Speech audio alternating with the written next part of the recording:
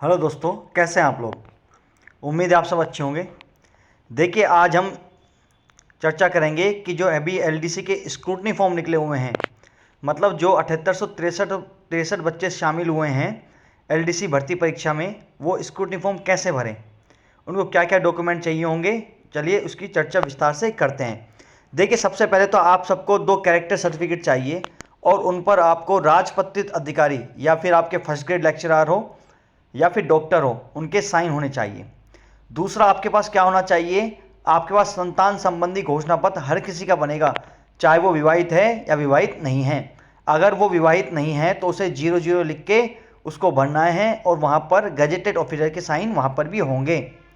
इसके बाद attestation form, अब ये तो आपको RSM-SSB की साइट में मिल जाएगा या किसी भी टेलीग्राम चैनल पर मिल जाएगा, उसे फिल कीजिए और फिर यहाँ पर भी आपको लास्ट में गजेटेड ऑफिसर के साइन, मोहर और उनकी दिनांक डाली जाएगी जिस समय उन्होंने फॉर्म भरा है।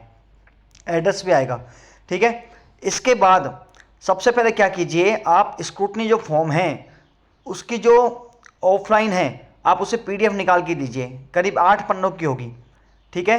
उसे आप घर पे एक्यूरेट फॉर्म फिल कीजिए एक एक लाइन भर के। उसके पता है फ़ायदा क्या होगा, उसका फ़ायदा ये होगा कि जब आप ऑनलाइन ये आपके जब डाटा चढ़ेंगे मित्र पे, तो आपको तुरंत काम हो जाएगा, आपको बार बार डॉक्यूमेंट देखने की आवश्यकता नहीं पड़ेगी, क्योंकि आगे आके साइट क्या है, बिजी होने वाली है, सर्वर बिजी होने वाला है। इसलिए अपना घर से ही 8 पेज की प्रति है स्क्रूटनी फॉर्म की, घर से ही उसको फिल करके जाए, ठीक है। उसके बाद आपको क्या चाहिए होगा, 50 रुपये के स्टाम्प पे एक तो दहेज संबंधित घोषणा पत्र जो सिर्फ अविवाहित के लिए है वो लगेगा, और 50 रुपये के स्टाम्प पे संविधान का जो शपथ पत्र है 50 रुपये का वो लगेगा। भाई धोखाधड़ी वाला कि जाली अपने सर्टिफिकेट है या नहीं है। चलिए अब स्क्रूटनी फॉर्म की शुरुआत करते हैं जो आपको ऑनलाइन खुलेगा। देखिए, आपके रोल नंबर वहाँ पे ऑलरेडी फिल मिलेंगे, आवेदन पत्र क्रमांक फिल मिलेगा, मेरिट क्रमांक हमको नहीं भरना है। इसके बाद विज्ञापन संख्या वहाँ मिलेगी, पद कोड नहीं भरना है, पद का नाम ऑलरेडी फीड मिलेगा, विभाग का नाम भी वहाँ पे फीड मिलेगा, ठीक है। इसके बाद पोस्टल ऑर्डर नंबर, ये उनके लिए हैं जो लोग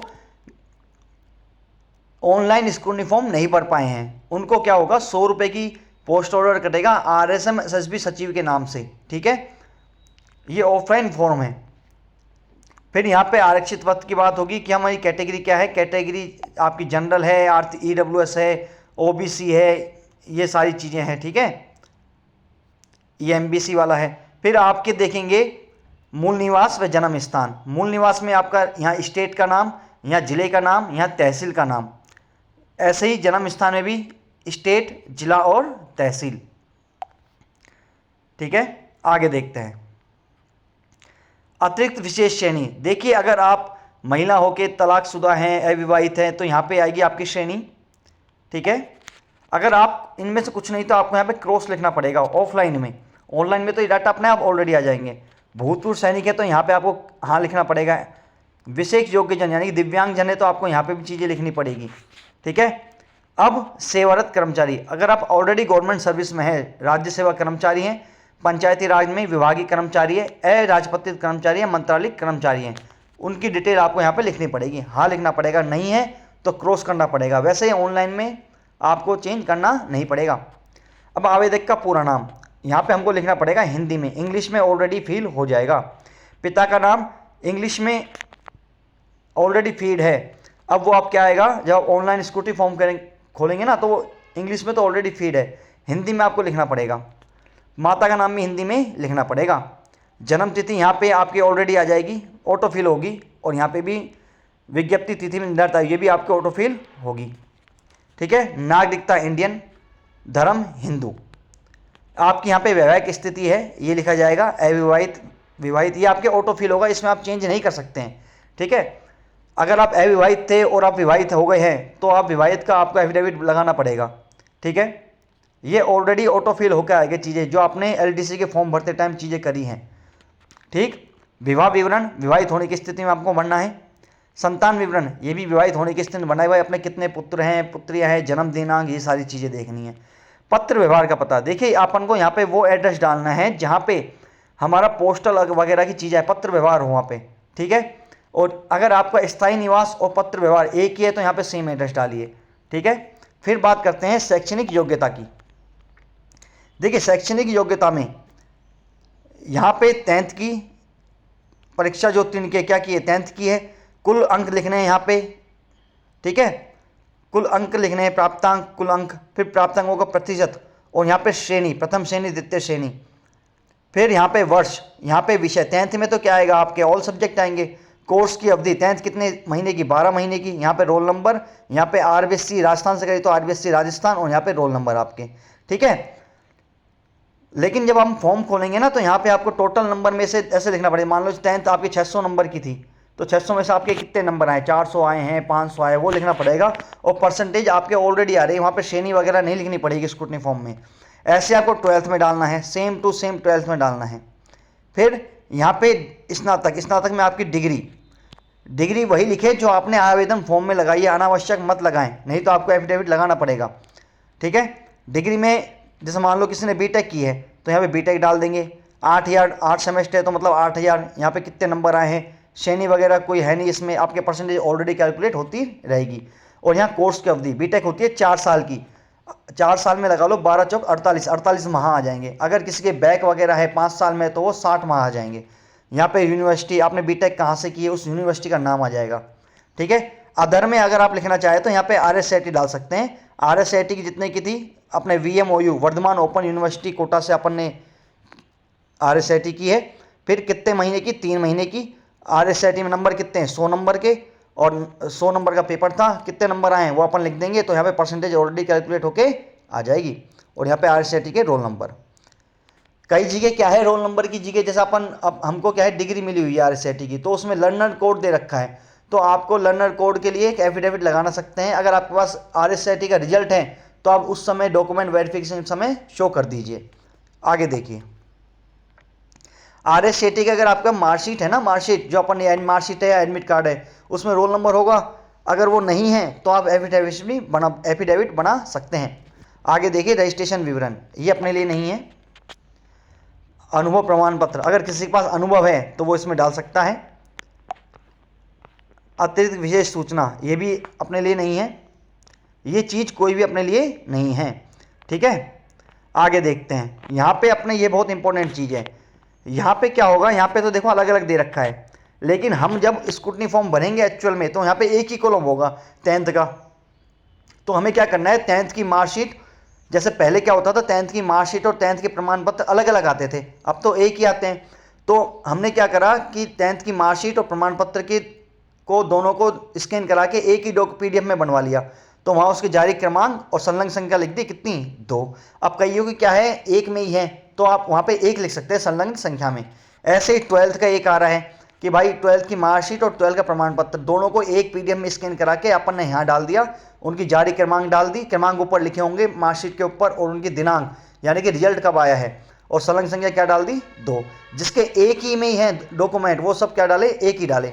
ऐसे ही यहाँ पे बीटेक, यहाँ पे बीटेक में आपको मार्कशीट लगाने की जरूरत नहीं है, आप चाहो तो कंसोलिडेटेड मार्कशीट जो आती है फाइनल ईयर की वो, और इसमें डिग्री डाल सकते हैं, उसमें जारी क्रमांक डिग्री की और वहाँ पे संलग्न संख्या, मान लो अपन ने एक तो डिग्री लगाई है या फिर संलग्न संख्या लगाई है तो अपन उसमें 2 डाल देंगे। ठीक है, ऐसे ही मूल निवास प्रमाण पत्र में जारी क्रमांक और दिनांक डाल देंगे, संलग्न संख्या 1 लगा देंगे।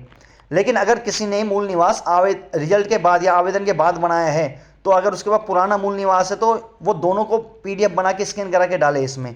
ठीक है, और यहाँ पे संलग्न संख्या क्या कर दे, 2 कर दे। ठीक है, आगे देखते हैं, ये अपने काम का नहीं है। यहाँ पे देखिए, ये है, यहाँ पे देखना है कि अभ्यर्थी की अनिवार्य शैक्षणिक योग्यता विज्ञप्ति में निर्धारित योग्यता की समकक्ष है उस है, तो यहाँ पे अनुरूप है। अभ्यर्थी आवेदन की अंतिम तिथि को योग्यता प्राप्त, हाँ।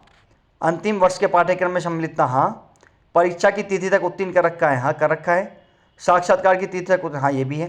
ठीक है, अब यहाँ पे देखेंगे श्रेणी कि अपन किस श्रेणी से हैं। अभ्यर्थी आवेदन प्रवर्तन पर अपनी ही श्रेणी में है या उससे भिन्न श्रेणी में, अपनी उसी श्रेणी में है। यदि अभ्यर्थी आरक्षित श्रेणी का है तो क्या वह आवेदन की पूर्व अपनी आरक्षित श्रेणी में आ चुका था, मतलब आपने अगर किसी भी कैटेगरी से आ रहे हैं, SC ST OBC किससे भी आ रहे हैं, तो आपके पास वो सर्टिफिकेट पहले से हैं या पहले से नहीं है, ये सारी डिटेल देखनी पड़ेगी आपको अपने कैटेगरी के हिसाब से, ठीक है। आगे देखिए अनुभव, अगला कॉलम है अनुभव का।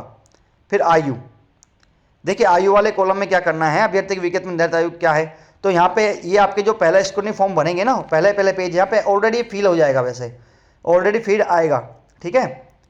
आयु सीमा अपन एलडीसी थे, न्यूनतम कितनी है यहाँ पे 18 और यहाँ पे कितनी है 40, ठीक है, ये चीज़ है। आगे देखिए ये आपको छूट के हिसाब से, अगर आप जिस भी कैटेगरी से बिलोंग करते हैं या आप भूतपूर्व सैनिक है तो अपने कॉलम में जाइए और वहाँ पे टिक कीजिए। टिक के ऑप्शन देखिए यहाँ दे रखा है। जैसे मान लो मैं एससी कैटेगरी से हूँ और मुझे छूट मिली हुई है तो यहाँ पे लिखा हुआ है 5 साल 10 साल, तो मुझे यहाँ पे टिक करना है, ठीक है। आगे देखिए ये उनके लिए है जो वहाँ पे लोग रहेंगे। अब है अटेस्टेशन फॉर्म। देखिए अटेस्टेशन फॉर्म में आप यहाँ पर अपना लेटेस्ट फोटो चिपकाइए और यहाँ पर आधे साइन कीजिए, आधे बाहर और आधे अंदर। यहाँ पे अटेस्टेशन फॉर्म में क्या कीजिए, यहाँ पे ऊपर वाले कॉलम में क्या आएगा, आपका नाम, आपका सरनेम, आपका रोल नंबर, मेरिट नंबर छोड़ दीजिए। यहाँ पे आपका प्रेजेंट एड्रेस आएगा, यहाँ पे होम एड्रेस। खास बात क्या है, ये सब आपको कैपिटल लेटर में डालना है, इंग्लिश के कैपिटल लेटर में भरना है सारा का सारा, ठीक है। और यहाँ पे आपको लिखना है कि प्लेस, यहाँ पे आप 1 साल 5 साल में 1 साल से ज़्यादा रहे हैं, यहाँ पे वो डिटेल डालनी है इस वाले कॉलम में, ठीक है। इस वाले में यहाँ पे आपका फादर की डिटेल डालनी है, यहाँ पे प्रेजेंट पोस्टल एड्रेस, यहाँ पे परमानेंट होम एड्रेस, यहाँ पे उनका प्रोफेशन डालना है, ठीक है। यहाँ पे इंडियन है, फादर की इंडियन, मदर इंडियन, टिक करना है। यहाँ पे हस्बैंड या वाइफ है, अगर आपके हस्बैंड है, अगर आप लेडीज है तो आपका हस्बैंड है, और वाइफ है तो यहाँ पे टिक करना है। वैसे आपके ऑलरेडी फिट आएगी चीज़ें, ठीक है। इसके बाद अपनी डेट ऑफ बर्थ डालनी है और यहाँ पे एज डालनी है आपके जो फॉर्म भरते टाइम थी इस वाले में, तो और यहाँ पे एज डालनी है आपने जब 10th की थी तब आपकी एज कितनी थी, ठीक है।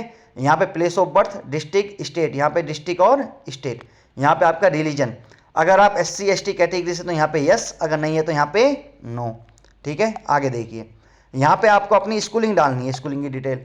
भाई अपन ने 10th कहाँ से की, 12th और 10th 12th और अपनी डिग्री वगैरह की जो भी है। आप RSCT डाले तो ठीक है, नहीं डाले तो कोई बात नहीं। यहाँ पे अपने स्कूल का एड्रेस डाल दीजिए, विलेज डाल दीजिए, डिस्ट्रिक्ट डाल दीजिए और पिन कोड डाल दीजिए। यहाँ पे डेट ऑफ एंट्रिंग और यहाँ पे डेट ऑफ लिविंग। देखिए अगर आप 10th 12th की डिटेल डाल रहे हैं तो अपन जारी करने की दिनांक क्या होगी, भाई ज़्यादातर अपने सत्र कब शुरू होते हैं, 1 जुलाई से शुरू होते हैं, तो आप यहाँ पे 1 जुलाई डाल सकते हैं, ठीक है। यहाँ पे डाल सकते हैं आप कौन सा एग्जाम आपने पास किया, 10th पास किया तो यहाँ पे 10th की डिटेल डाल दीजिए, ठीक है। फिर देखिए यहाँ पे आपको अपनी जो पहले अगर आप कोई एम्प्लॉयड हैं तो वहाँ की डिटेल डालनी है। यहाँ पे आपको ये लिखना है कि आपको कभी कोर्ट ने डिबार किया है, ये लिखना है यहाँ पे। लेकिन अगर आप नहीं किया तो नहीं लिखना, यस में ही आपको कारण देना है। यहाँ पे आपको 2 गवाहों के नाम लिखने हैं, अपने जो पड़ोसी हैं आसपास उनके नाम लिख दीजिए। यहाँ पे डेट, यहाँ पे प्लेस और यहाँ पे आपका साइन। फिर लास्ट में क्या करना है, आपको ये चीज़ भी गजेटेड ऑफिसर से साइन करानी है। यहाँ पे उनका क्या लगेगा, सिग्नेचर, यहाँ पे उनका सिग्नेचर, यहाँ पे उनकी स्टाम्प या मोहर और यहाँ पे उनका एड्रेस, ठीक है। और यहाँ पे आप क्या कर सकते हैं, इस तरफ प्लेस और इस तरफ डेट। देखिए फॉर्म भरना बहुत आसान रहेगा स्क्रूटनी फॉर्म को। अगर आप पहले से इसको ऑफलाइन फिल करके जाते हैं तो आपको बहुत कम समय लगेगा स्क्रूटनी फॉर्म भरने में, ठीक है। बिल्कुल लोड ना लीजिए, आराम से चीज़ें करिए, सारी चीज़ें बहुत सुविधानुसार चीज़ें हो जाएंगी, ठीक है। अगर आपको चीज़ पसंद आई चैनल को लाइक कीजिए, शेयर कीजिए और सब्सक्राइब कीजिए। तब तक के लिए धन्यवाद।